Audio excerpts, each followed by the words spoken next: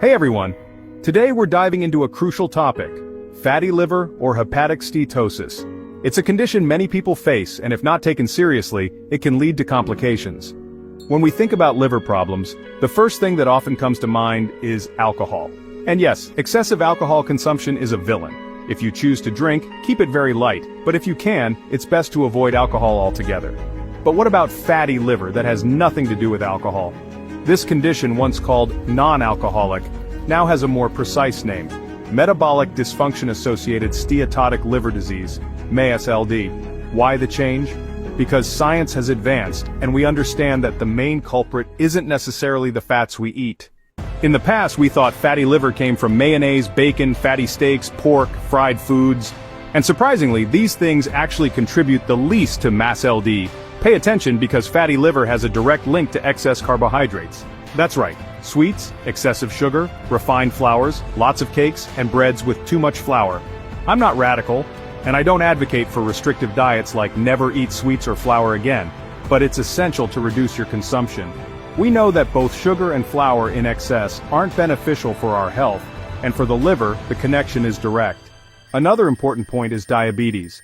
People with diabetes have a higher predisposition to NAFLD. That's why it's crucial to work with a specialist to keep blood sugar levels and glycated hemoglobin under control. And there's more. Did you know that pregnancy can also contribute to NAFLD? Expectant mothers, be careful not to gain too much weight and avoid becoming completely sedentary. If your obstetrician gives the go-ahead, keep up with your physical activity. Some medications can also cause fatty liver, such as prolonged use of corticosteroids or tamoxifen, which is used in some cancer treatments. If you need to use these medications, it's vital to monitor your liver with tests. Similarly, many chemotherapy drugs can affect the liver of those undergoing cancer treatment, so it's important to pay attention to liver enzymes. Sedentary lifestyles are another risk factor. If you don't exercise, know that your risk of developing fatty liver increases. And what about extreme diets, those that make you lose weight very abruptly? Surprisingly, this can also cause NAFLD. Obese individuals who already have a higher risk of fatty liver need to lose weight, yes, but in a very gradual manner. How to diagnose fatty liver? A simple abdominal ultrasound can detect fatty liver. If there are doubts about the grade, first, second, or third, more advanced exams like CT scans or magnetic resonance imaging, MRI, might be recommended. Nowadays there's an even more modern exam, magnetic resonance elastography, MRE, which can accurately calculate the degree of scarring or fibrosis, indicating the level of the disease.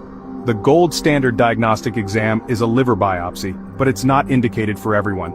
It's a procedure using a needle guided by ultrasound or CT scan, which collects a small tissue sample for analysis.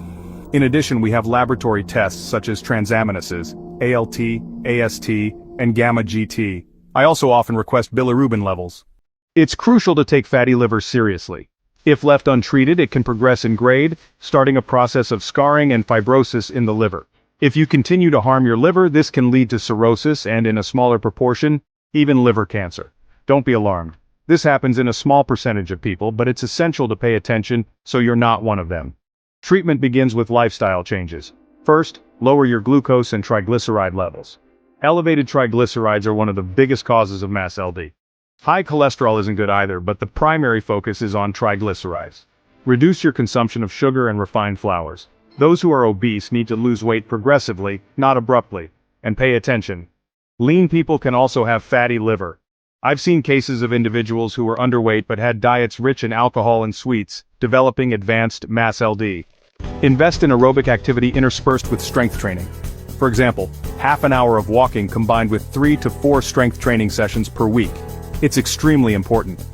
Furthermore, some professionals use herbal medicines, such as silymarin, around 400 to 600 milligrams for at least 6 months, and associate it with vitamin E, 400 milligrams, also for at least 6 months. After this period, reevaluation is done with imaging and laboratory tests. You have all the tools to get rid of fatty liver. Start following these tips. It's a serious disease that we need to confront decisively. If this video helped you, please share it. It's important content that can make a difference in someone's life. And if you haven't liked it yet, give it a thumbs up. If you're not subscribed, subscribe to the channel. A hug to all, and God bless.